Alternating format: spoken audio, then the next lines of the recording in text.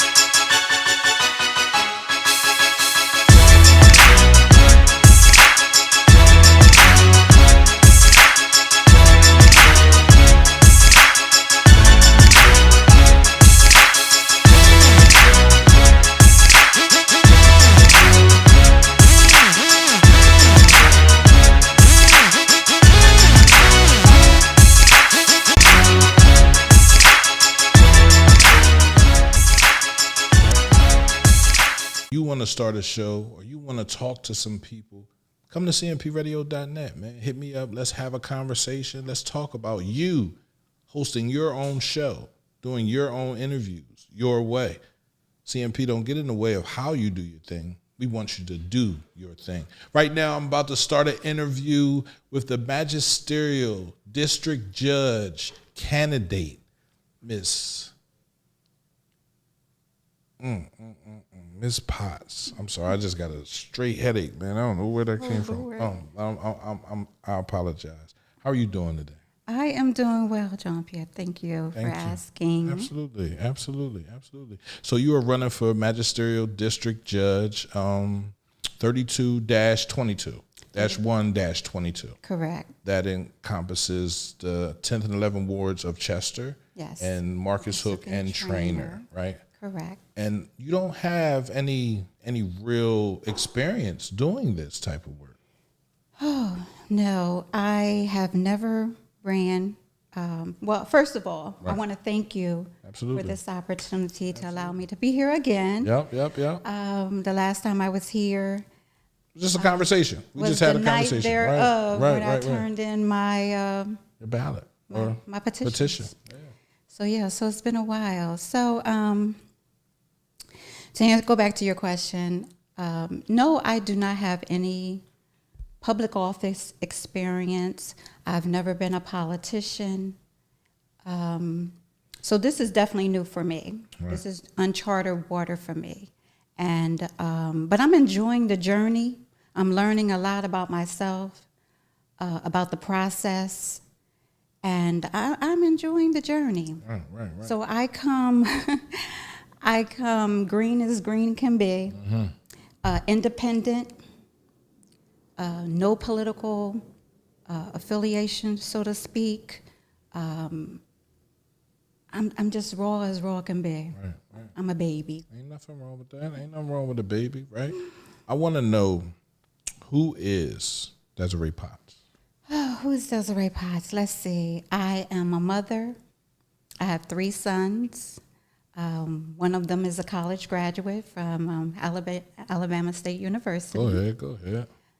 So I'm a proud mother. I am also involved in my community. I started a nonprofit 22 years ago called Coalition of Hope, offering inner city empowerment services. And we are a 501c3 nonprofit charitable organization. And I did my filings myself. And we've been in operation for 22 years. And I started out as a Cub Scout master, as a Cub Scout master at Village Charter School. Wow. And I wanted to bring programs to the school, after school programs, because they really didn't have a lot going on. And I started with chess, had a chess class for this was like an after school program, chess, praise dance, volleyball, things of that nature. and then scouting. That's where I started as a Cub Scout master. And I had the largest troop at one point here in Chester. I had like 50 young boys. Wow. So scouting was very important to me during that time frame. It was an excellent discipline, and the boys learned survival skills that could last them throughout their adult lives. Right? I was in the Cub Scouts for a few quick minutes over there at Murphy Church, and then I just, I didn't want to follow any rules. Oops. I was a rule breaker. Oh, but Lord. we're following rules today. We're interviewing Desiree Potts as she's on a journey, and she's learned, what this journey is really about, right? Running Yes. for Magisterial District Judge Civil Court, Yes. right? So that court, Yes. right? So that court has been redistricted. Yes, and now it's it been includes redistrict. For the most part, last year in, I believe, January, February, the former president judge presented a proposal for the reestablishment, and it was to basically evenly distribute the caseload or the workload of not. So it was basically to make the playing field or the work distribution evenly distributed amongst the district judges. And so all of last year, it was basically, and this was for the Commonwealth. It wasn't just only Delaware County. All the president judges for the various districts had to present this proposal. And believe it or not, Delaware County was like the last one because there was a lot of opposition from the community of Marcus Hook and Trainer. Right. So it didn't become effective until January the 3rd, February 2023, that Trainer would be combined with, Trainer and Marcus Hook boroughs would be combined with Chester District Court.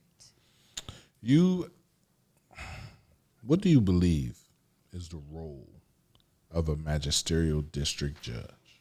The role of a magisterial district judge encompasses a lot, and they are they're the front line contact where the judicial system is concerned. So they are the first point of contact, and they have a huge role. And most judges, I would assume, that they would want to adjudicate or make decisions on the majority of the cases that become before them. That way, the Commonwealth of Court of Common Pleas is not burdened with a lot of cases. Right. So I believe most magisterial district judges would love to adjudicate the majority of their cases that come before them, which could be traffic, non-traffic, civil complaints up to, for civil damages up to $12,000. They issue search warrants. They have a lot. They have a huge undertaking, because people would say to me, "Oh, well, you just handled. You would just be handling traffic tickets," and it's more to the job than that. Landlord tenant issues, truancy. It encompasses a lot. Right. It encompasses a lot, and I applaud the judges that are currently magisterial district judges because it encompasses a lot. As a judge, you have to have a few innate qualities. What type of qualities do you think a judge should have?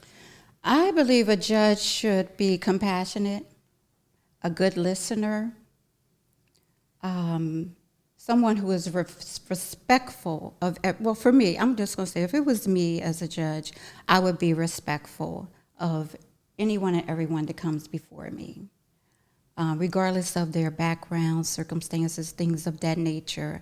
I would show compassion, definitely be a great listener, as I said, and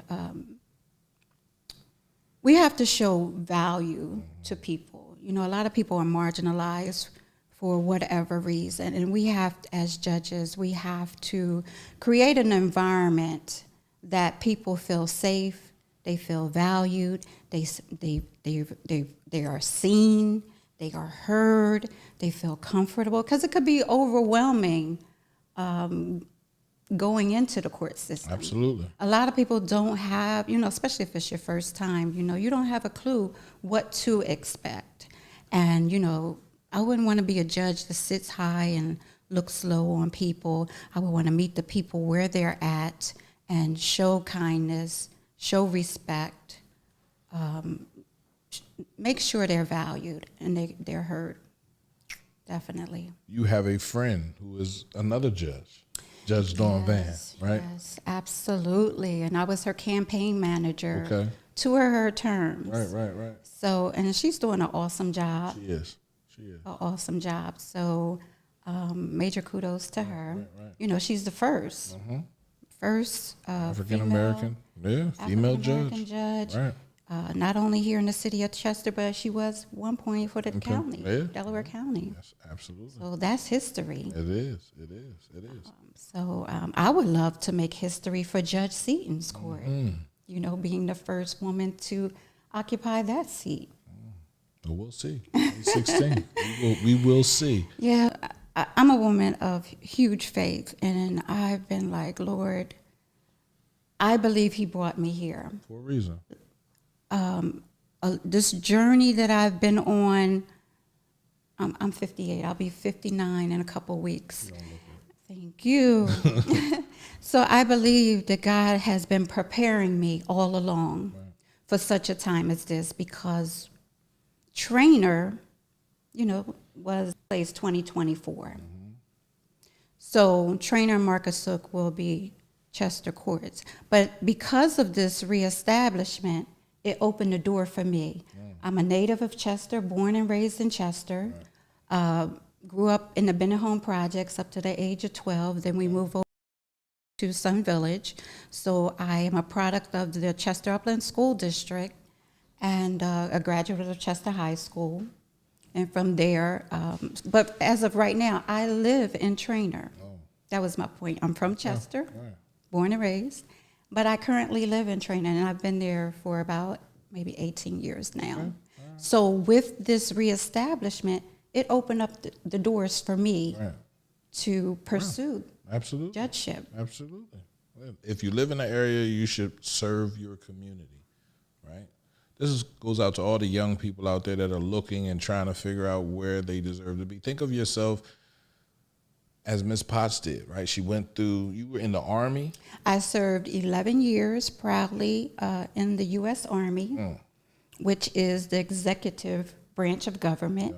Now here I am, judicial branch of government. Let's go. So in the Army, I learned discipline, commitment, integrity, honor, selflessness, and they are the core values that of a magisterial district judge.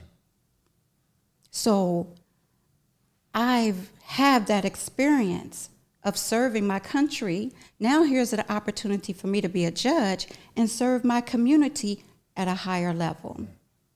And I'm excited about that, to continue my public service, because having my nonprofit, surely I was serving my community for the past 22 years through my nonprofit, raising breast cancer awareness and fund this devastating disease. That's what I've been doing for the past 15 years. And I have a board.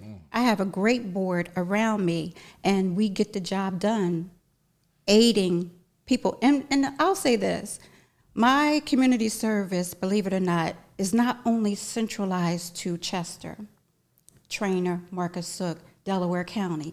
It extends across state lines. So we've been able to help through my pageantry, Miss Chester pageant. I had to actually change the name because parents from Delaware, parents from Yaden, they wanted their daughters to be a part of the pageant too. So I had to change it from Miss Chester to the Hollywood Glamour pageant so that it would incorporate more, service more girls. Absolutely. And it was sort of hard to take the name from Chester because that represents so much. It does. But I had to consider the masses. It was the request of the community. Please allow my daughter to be in your, and it wasn't just a pageant where it's all glitz and glamour. It was a mentoring program where we taught the girls etiquette, how to dress properly, how to present yourself, So it was skill set based, not just glitz and glamour, being, smiling and being on a pageant. In the pageant, it was more to it than that. So it was like a little cheat. I mean, for me to reel the girls in, listen, to give them some life skills. Yeah, give them some life skills, right? That's out here. But again, youth, if you're watching and you see this and you see yourself in a place where you don't know where you want to go, right? And you see Miss Desiree Potts, man, hit her up, talk to her, man. She got some great advice for you. But let's get back to this interview. Sure. Based on what you know about city government, what do you see as a top priority for the bench or the seat that you'll be sitting in as a magisterial district judge? You said city government. Yeah, city government or just the bench, right? Okay. Just yeah, because magisterial district judges are not politicians. No, they're not. So they have to be independent, impartial, unbiased, competent, things of that nature. So say your question one more time, but without that part about the city. Based on what you know about the city, what do you see as a top priority for the bench or the seat that you'll be sitting in? The top priority, I believe, is because this is new with Trainer and Marcus Sook. This relationship is going to be new for a lot of people. Right. Law enforcement, the clerks who are currently in Judge Seaton's office, his court, thank you. So it's going to be a new experience for a lot of people. And I want to be, because I live in Trainer, I'm from Chester, so I'm vested in these communities. And Marcus Sook, I'm always there shopping and eating and things of that nature. But I want to be that bridge the gap between these communities that are so unique. They're very unique. And I want to be that bridge that brings us together. You can't spell unity without community. And these three unique communities are so different on so many different levels. And I want to be in a position where as though the community, because believe it or not, people from Chester will travel 95 instead of driving through Trainer and Marcus Sook to get to, say, Claymont, Delaware. And that's the problem. And I would want to be in a position, because I live in Trainer, so I see where the police are Patrolling, right? Where they're sitting. Right. It's like a block. Here's Chester, here's Trainer. They're sitting right there. And I want to know why. And then it's either there on 9th Street or it's Township Line Road. So I see the Trainer cops, but I don't see the Trainer and Marcus Sook cops further down, positioned on 9th Street or any other streets. But I see it on a regular. Wow. And I want to know why. You know, what's going on. Because I don't want, like I said, it's about bridging the gap between these three unique communities. And I have been proactive with my candidacy. I've gone down and had a meeting with the Marcus Sook chief of police, Chief Ireland. And he told me, he said, no other candidate has come to talk to him. And I saw the Chester chief as well, had a quick conversation with him. So it's about bridging the gap with law enforcement, the citizens, bringing us all together, because the community needs to trust law enforcement officers. So we all have to work together, if you will. Yeah, absolutely. So I want to be that bridge that brings us all together, because, like I said, it's three unique communities. Absolutely, absolutely. You spoke earlier about Judge Seaton's office, right? Describe your management skills when it comes to dealing with court clerks or different people that are employed by the office. Okay, so I would say that I bring to the table, if you will, bring to the bench leadership skills from my military background of 11 years. I bring that to the table. Supervisory skills, I bring that to the table as well. With Judge Seaton's office, I would assume that employees, the clerks or support staff are county employees. So a judge cannot hire or fire. They're limited to a certain degree. So we all have to work together. We all need to do the job that pays us, you know,